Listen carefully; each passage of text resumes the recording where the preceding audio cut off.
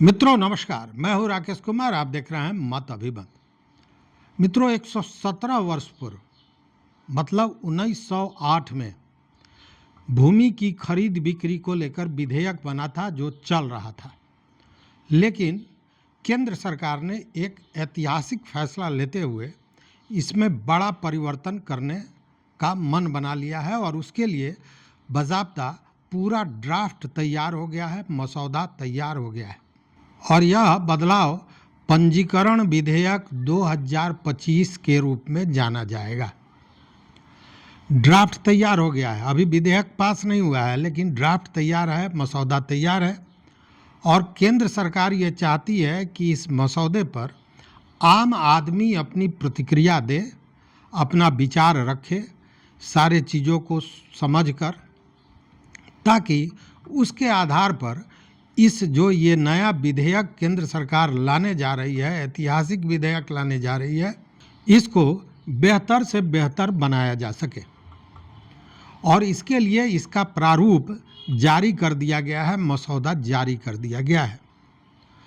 इसके मूल में जो चीज़ है वह बात समझ लीजिए। मूल में यह है कि एक तो सारे चीज़ों को डिजिटल किया जाए, दूसरी बात कि इस तरह की व्यवस्था की जाए कि ये जो फर्जीवाड़ा होता है, धोखाधड़ी होता है, यह समाप्त हो, ज़मीन खरीद बिक्री की प्रक्रिया सरल हो, जटिल नहीं हो, चूँकि पूर्व में जटिल रहा है, और पारदर्शी हो, लोगों को समझ में आए कि क्या हो रहा है, नहीं हो रहा है, मतलब पूरी तरह से चीज़ें आँख के सामने हो, पारदर्शी हो। और इसी को लेकर केंद्र सरकार की ग्रामीण विकास मंत्रालय का जो भूमि संसाधन विभाग है, उसने ये जो तैयार किया है मसौदा, इसको जारी कर दिया है और इसमें लोगों की प्रतिक्रिया मांगी गई है और यह कहा गया है कि 30 दिनों के अंदर में ये जो आम आदमी है, जो व्यक्ति है, जो इस पर कोई राय देना चाहता है, अपनी सुझाव देना चाहता है, वो दे सकता है 30 दिनों के अंदर में। अब इस जो नया कानून बनने जा रहा है, इसका क्या मोटो है, उद्देश्य तो हमने जो बताया सबसे पहले कि फर्जीवाड़ा को रोकने के उद्देश्य से ही ये बनाया गया। चूँकि आप देखेंगे बिहार ही नहीं, पूरे देश में हर जगह, मैंने पिछले बार राजस्थान की बात बताई थी, मध्य प्रदेश की बात बताई थी, हर जगह ज़मीन को लेकर घोटाले और फर्जीवाड़े होते रहे हैं और बड़े बड़े नामचीन लोग इसमें इन्वॉल्व रहे हैं, मंत्री से लेकर और बड़े बड़े पदाधिकारी तक।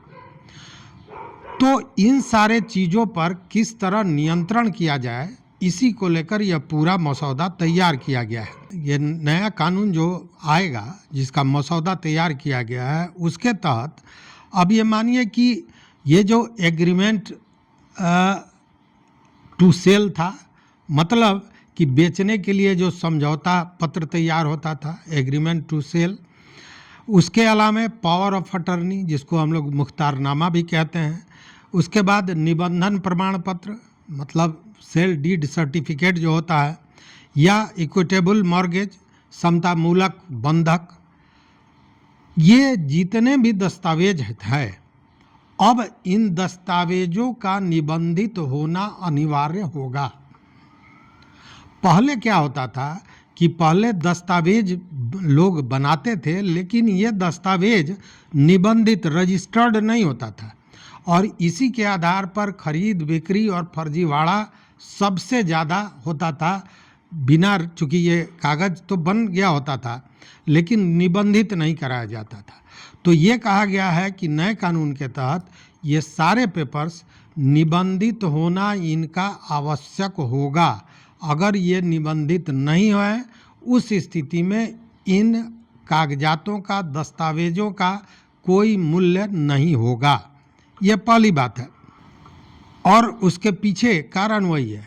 अब देखिए, पावर ऑफ अटर्नी, जैसे अभी हमने आपको बताया कि एक व्यक्ति जो अमेरिका में है, उसको पता भी नहीं है और उसके नाम से झूठा फर्जी पावर ऑफ अटर्नी लेकर 19 बीघा ज़मीन बेच दिया जाता है।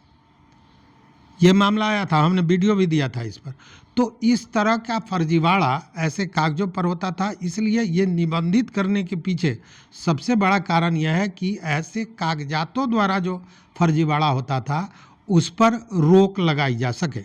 दूसरी ओर ये जो पूरा रजिस्ट्री का प्रोसेस है, प्रक्रिया है, इसको पूरी तरह डिजिटल भी किया जाएगा। हालांकि बिहार की बात करें तो बिहार में अब रजिस्ट्री तो डिजिटल हो गया है, ई रजिस्ट्री पोर्टल बाज़ाब्ता आ गया है, उसके आधार पर मतलब पूरी तरह डिजिटल हो रहा है। तो अब केंद्र सरकार ने भी इसे कहा है कि अब जो ये प्रक्रिया होगी निबंधन की, खरीद बिक्री की, यह पूरी तरह डिजिटल होगी और बार बार रजिस्ट्री ऑफिस में जो दौड़ करने की ज़रूरत पड़ती थी विभिन्न कारणों से, उनको भी ठीक करने के लिए कहा गया है कि आप अपने डॉक्यूमेंट्स की प्रस्तुति ई माध्यम से कर सकते हैं। मतलब आप ऑनलाइन अपना डॉक्यूमेंट्स देंगे और उसका सत्यापन भी ऑनलाइन हो, इसकी व्यवस्था की जाएगी। मतलब वो काम ऑनलाइन होगा, इसके लिए बार बार आपको ऑफिस जाने की ज़रूरत नहीं पड़ेगी।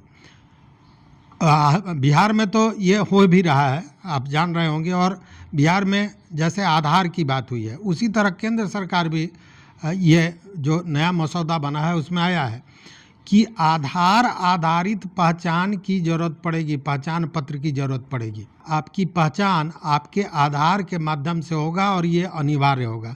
लेकिन यह भी व्यवस्था की गई है कि अगर कोई व्यक्ति अपना आधार कार्ड नहीं देना चाहता है, मतलब प्रस्तुत नहीं करना चाहता है किसी भी कारण से, तब उस स्थिति में उसके लिए वैकल्पिक व्यवस्था भी रखी गई है जिससे उस व्यक्ति की पहचान हो सके।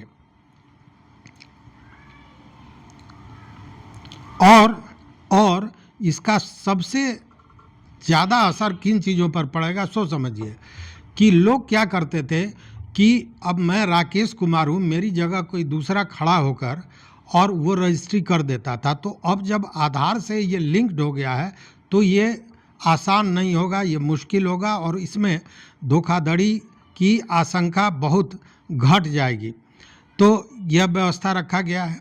उसके अलावा सबसे महत्वपूर्ण क्या है कि ये जो बेनामी खरीद बिक्री होता था, बड़े बड़े लोग, बड़े बड़े नेता जो काला धन वाले थे वो बेनामी संपत्ति खरीदते थे। तो अब जब ये आधार से लिंक हो जाएगा तो बेनामी संपत्ति खरीदने की जो प्रक्रिया थी उस पर कहीं ना कहीं अंकुश लगेगा।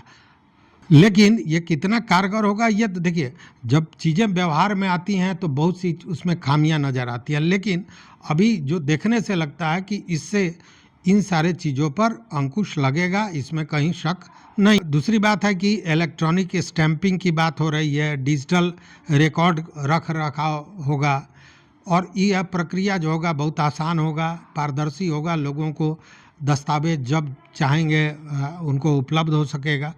तो कहने का मतलब है कि पूरी तरह से इसको डिजिटल भी करना है, ऑनलाइन सारा काम हो इसकी व्यवस्था करना है, खरीद बिक्री करने वाली की पहचान आधार के आधार पर होगा और साथ में इन चीज़ों को आसान, पारदर्शी बनाने के लिए ये सारी व्यवस्था की जा रही है। और यह आप सोचिए कि 117 साल बाद इसमें एक बड़ा फेरबदल हो रहा है, इसीलिए इसको ऐतिहासिक फैसला माना जा रहा है।